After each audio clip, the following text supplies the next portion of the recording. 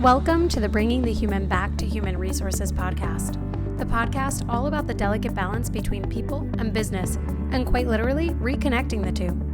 My name is Traci Rubin, and I've spent nearly my entire professional career in HR. Join me as I share stories, opinions, and words of advice with you each week.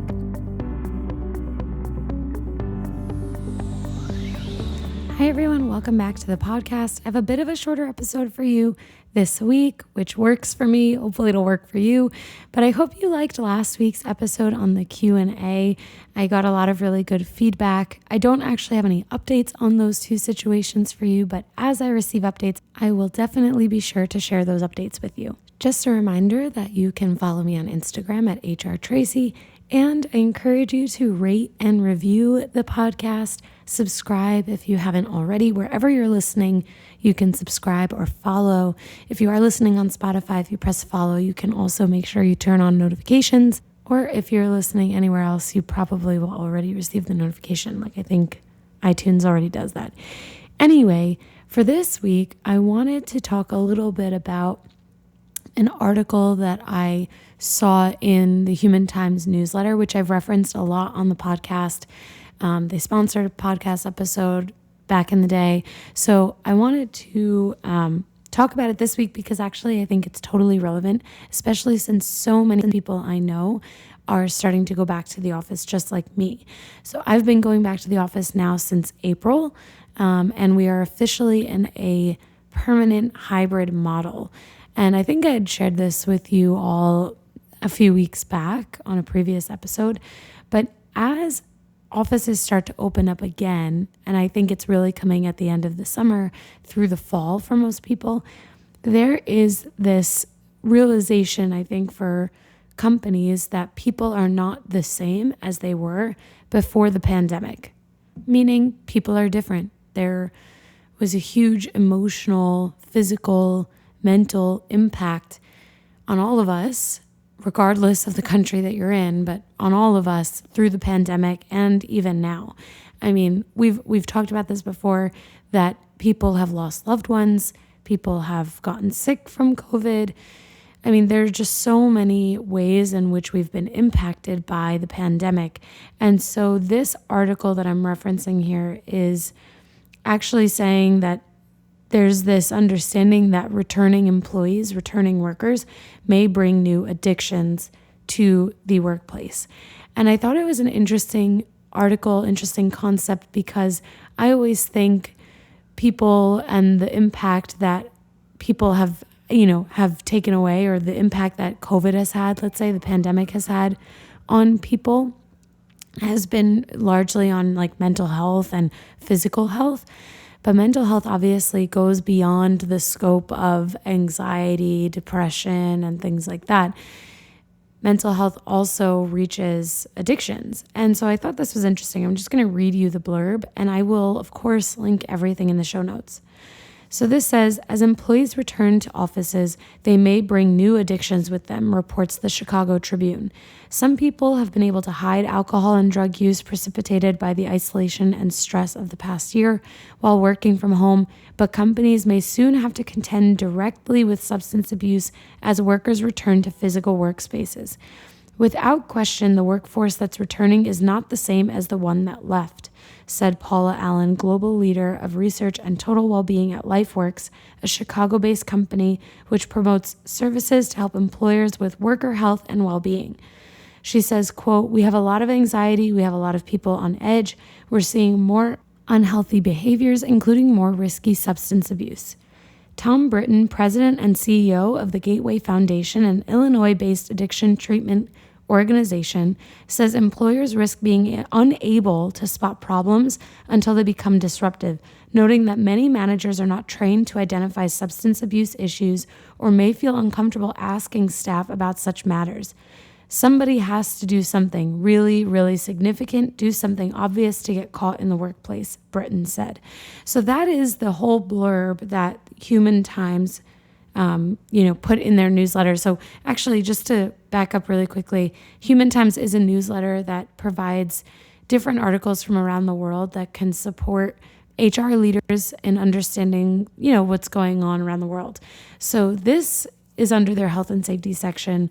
And like I said, it caught my eye, and I actually really agree with what is being shared here. I think we'd be naive as leaders, as HR people, as managers, to assume that the ways in which people have changed doesn't include substance abuse or addiction. And I want to break this down a little bit. So for first and foremost, if anyone listening struggles with addiction or substance abuse, I will link services in the show notes so that if you are in need of resources, that you can find resources in your area.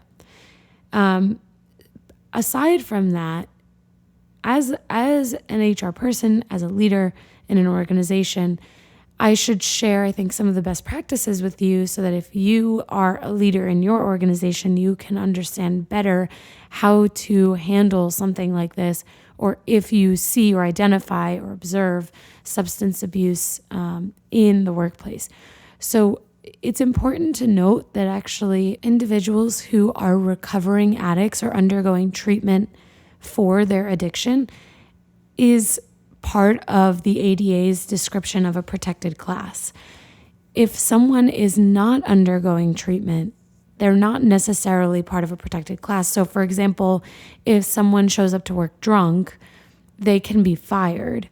If someone shows up to work drunk, but you are aware that they are in rehab, and then they show up to work drunk and they've already come to you saying that they're in rehab, that they're working on their recovery, there might be a little bit more of a complication there in actually holding them accountable through termination because they're a protected class as a recovering addict. However, I should say, if someone shows up to work drunk, even if they are in rehab and they are and their employer is aware of their recovery, they still could be terminated for violation of workplace policies, but it makes it a little bit more complicated if someone is a recovering addict and the employer is aware of this, because recovering addicts, again, are protected by the ADA, the Americans with Disabilities Act, as a protected class. So all of this is to say that understanding this article, what the Chicago Tribune is saying is that people are coming to work with different facets of their lives intertwined with work. I totally agree that people are not the same today as they were a year and a half to 2 years ago. And so I think employers need to really think about how they are going to create this psychological safety. We've talked a lot about this, but also physical safety. So if someone is coming back to the workplace with new or worsened issues with substances, or maybe they are a recovering addict, it's important that workplaces are set up for success in supporting and being a part of that solution. So some of the ways in which I think employers can work through things like this is to, first of all, have employee resources. So things like an employee assistance program, also known as an EAP, to have comprehensive benefits for employees, especially around mental health benefits and just medical benefits in general, but especially the mental health benefits. A lot of companies, or a lot of insurances even, are now covering virtual therapy services like Talkspace, for example, because it was incredibly important, I think, for people to have someone to talk to during the pandemic, where isolation was real and a lot of people struggle with isolation. Anyway, with mental health. So those resources, I think, are important for companies to really think about in order to best support their employees. Coming back to the leader's responsibility. So if a leader or a manager identifies that someone is struggling with substances, I think that there are probably two ways to go about these conversations. So again, sharing best practices with you. The first is that leaders need to be set up to understand how to actually deal with these things. So if you are a leader or you are in a position to train leaders, you should know that if you observe someone struggling with substances, that you should be pulling them aside for a private conversation. These are things that definitely should not go, unnoticed or swept under the rug, because actually we know that substance abuse and mental health are so closely connected. And so you never know if that person is hoping for someone to notice, right? So I tend to believe that if you see someone struggling with something, that you should pull them aside, demonstrate care for them, and reach out. So let's say you see Joni in the break room or at work, and you've noticed that something is off. Maybe you don't explicitly see, smell, or hear or anything linked to substance abuse, but you're observing that something is different with employee Joni. You should pull Joni aside, and I think the conversation is really like, hey, I know it's been a while since we've been in the same room. I wanted to check in with you and see how things are going.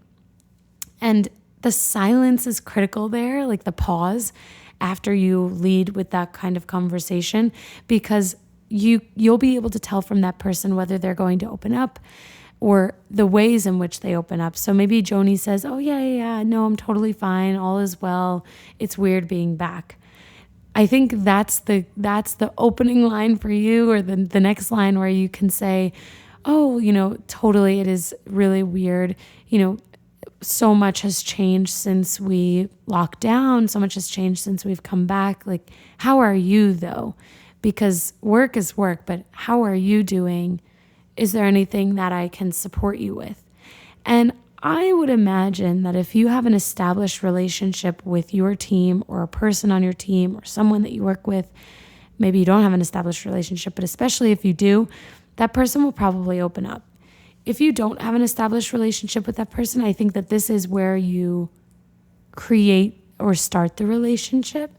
There's no harm in opening the door and not getting anywhere in the first conversation. Like, I don't think that anyone should expect to move mountains in one conversation. So as long as you're opening the door, that to me is the most critical thing. So let's say Joni opens up. That's amazing, right? She's opening up. You're able to talk through things. Maybe you can then talk about resources. You can talk about, that you're there for them and things like that. Conversely, if Joni doesn't open up, or your employee doesn't open up, you can just say, totally get it. Listen, I'm here for you. If you ever need to talk, like these are trying times. It's not going to be an easy transition, but also we're totally different coming back to the workforce, to the office after the pandemic. And I want you to know, I think that's totally normal, that we're bringing a different version of ourselves here today and as we go forward. So if you need to talk to anyone, if you need any support, just come to me. And so that now you're setting up this stage so that she could, or the employee could, feel comfortable coming to you if there's something that's on their mind or something that they're going through. And I think that is probably the most important thing. If you don't do anything else, that is the most important thing, is making sure that that person knows that you are a safe space and that they can come to you and talk to you about things. So that, I think, if leaders can do anything as the offices begin to return to normal, it's that. Have genuine, authentic conversations with your people to try and understand, who are they? What versions of themselves are they bringing back to the office?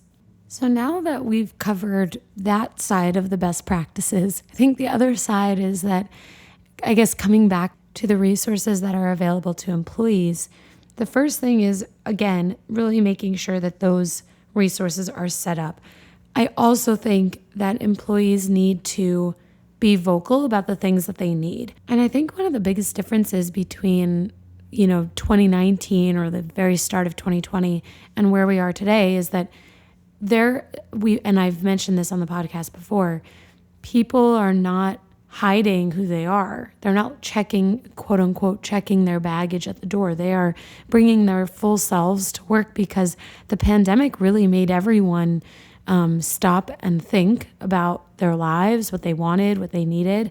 And same with the social justice movements. I mean, all of that huge, I don't want to say bubble burst, because I think it's not a bubble, but it's it's the realization of what life actually means that changed everyone's perspective, or at least made people think differently.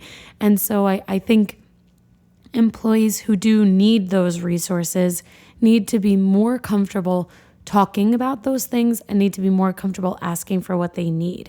So if I were an employee in need of those resources, I think I would first start by going to HR and saying, hey, these are some things that I'm struggling with. What resources are available to me? Or if you don't want to talk to someone, maybe you're not comfortable speaking with the partners that you have in place, do your own research first. Look in your handbooks, ask about the resources that are available. You don't even have to give any detail, but start somewhere so that you are leveraging the things that are available to you. So other than, these potentially new or worsening addictions that people are faced with or facing, especially as they return to the office, it makes me think again about the conversation on mental health. And actually, one of the articles in Human Resource Executive, talks about how compared to March, women are showing a 33% increase in feelings of anxiety, a 25% increase in stress, and a 23% increase in depressed mood. And that's just on just looking at women. But I think that these increases, doesn't matter whether it's 2% or 33%. We have to, as business leaders, really recognize and identify that people are experiencing worsening mental health symptoms or struggles with mental health. And so I think that this all kind of comes back to the reality that we can't, as businesses or organizations, assume that we can just, go back to the status quo, go back to normal, because people are different than they were 2 years ago. And so whether it's that they're different because of their mental health challenges, or whether it's that they're different because they have families now. I mean, it doesn't matter. What the reality is that saying, okay, we're going to go back to exactly the way that we were just doesn't make sense. So I know a lot of the last few episodes on the podcast have been about the Great Resignation and turnover and work remotely changes or hybrid changes and things like that. But I actually think that is the biggest challenge that businesses are facing today, is that they cannot go back to what was normal and good in 2019. Employees are people, and people are different, and people are expecting more from their employers. And I think, just generally speaking, when you are working remotely, there is a different ability to be able to do the things that you need to do as a human being, as an individual, to handle the things that you are experiencing personally, whether it's anything from running errands or to scheduling a therapy session virtually in the middle of your day. I mean, those things are much more easily handled when you are remote than when you are in the office. So I think that there is going to be that push and pull for sure between employees and their employers. So on that note, if anyone listening needs resources, I've added them to the show notes. If you ever need to talk, I am here. I answer every single DM. At least I try to in a timely manner. But know that I am a resource to you, and I will share those resources in the show notes. If you think or you know of anyone who would find this episode helpful, I would love if you'd share this episode with them. And actually, if any of you have stories of dealing with things like this, or, whether you're the leader in this scenario or whether you are the employee in this scenario, I would love to hear stories of employers or businesses, organizations that are doing a good job in coming back to this new normal and helping acclimate their employees to being in the office and working together again. I would love to hear those stories. Or if you have some not so great stories, happy to hear those as well, because I do think it's helpful to hear others going through similar situations. I mean, I think that's true for anything and everything. So, I mean, there's so much more that we can talk about this return to office culture, because I think everything is different. I mean, even figuring out how to respect each other's space differently, or now, is so different because you're used to being able to take calls and have meetings from anywhere in your house or anywhere in your apartment. But now we're back to sharing the same spaces or communal spaces, and that can be a little weird. So if there's anything specific that you want me to talk about, or if you have any stories that you want me to share, any questions that you'd like me to answer, send them my way. Follow me on Instagram at hrtraci. As always, you can connect with me there. And please remember to rate, review, and subscribe. Let me know your thoughts, and I will see you next week.